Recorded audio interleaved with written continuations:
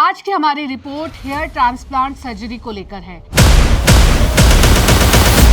कानपुर में पिछले दिनों हेयर ट्रांसप्लांट सर्जरी के बाद 2 इंजीनियर्स की मौत हो गई थी। इस मामले में डॉक्टर फर्जी निकली। आरोपी डॉक्टर के पास लाइसेंस ही नहीं था। खुद को डर्मेटोलॉजिस्ट बताकर वह लोगों की हेयर ट्रांसप्लांट सर्जरी कर रही थी।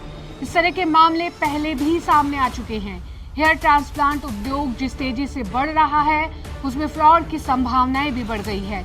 भारत के शहरों में फर्जी डॉक्टर्स हेयर ट्रांसप्लांट कर रहे हैं। इस स्थिति में न सिर्फ उपभोक्ताओं को शारीरिक व मानसिक पीड़ा पहुंच रही है, बल्कि आर्थिक नुकसान हो रहा है। कुछ मामलों में मौत भी हो रही है। स्थिति बेहद भयावह है। देश भर के उपभोक्ता मामलों में हेयर ट्रांसप्लांट सर्जरी की शिकायतों के केसेस देखने को मिल रहे हैं। इसी सप्ताह दिल्ली के एक उपभोक्ता आयोग ने शिकायतकर्ता को 5 लाख रुपए रिफंड करने का आदेश दिया है। आयोग ने बिना लाइसेंस हेयर ट्रांसप्लांट और खराब परिणाम के लिए उस क्लिनिक को जिम्मेदार ठहराया है। हेयर ट्रांसप्लांट के फ्रॉड के केसेस एशिया में सबसे ज्यादा देखने को मिलते हैं।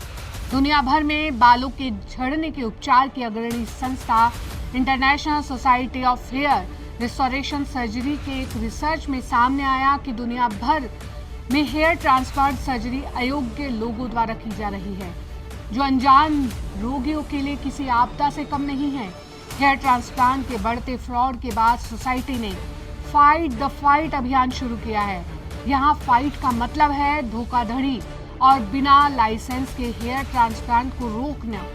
निष्कर्ष और शुद्ध से पता चलता है कि वर्तमान में मरीजों को उन क्लिनिकों द्वारा गुमराह किया जा रहा है जो झूठे दावों, कम कीमतों और गारंटीकृत परिणामों का विज्ञापन कर रहे हैं। कई मामलों में हेयर ट्रांसप्लांट के बाद मरीजों को अप्राकृतिक हेयरलाइन, निशान, संक्रमण, खराब हेयर ग्रोथ और गलत दिशा में बालों का बढ़ना, ये परेशानियां झेलनी पड़ रही है। सर्जिकल संक्रमण की शिकायतें सबसे ज्यादा है। ये परिणाम मध्य पूर्व और एशिया के कुछ देशों में सबसे ज्यादा देखे जा रहे हैं।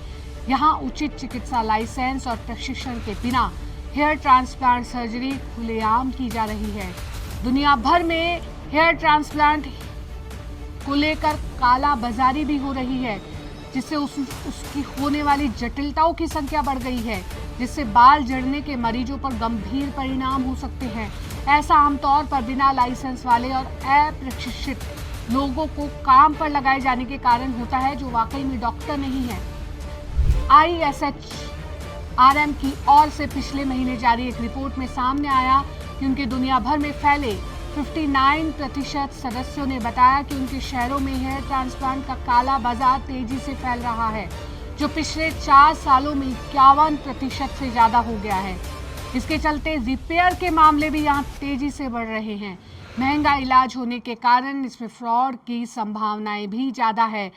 इसी तरह यदि कोई उपभोक्ता हेयर ट्रांसप्लांट सर्जरी करवाने जा रहा है, तो वह क्लिनिक की पूरी तरीके से जांच परख कर ले। इस तरह के मामले बेहद चौंकाने वाले हैं।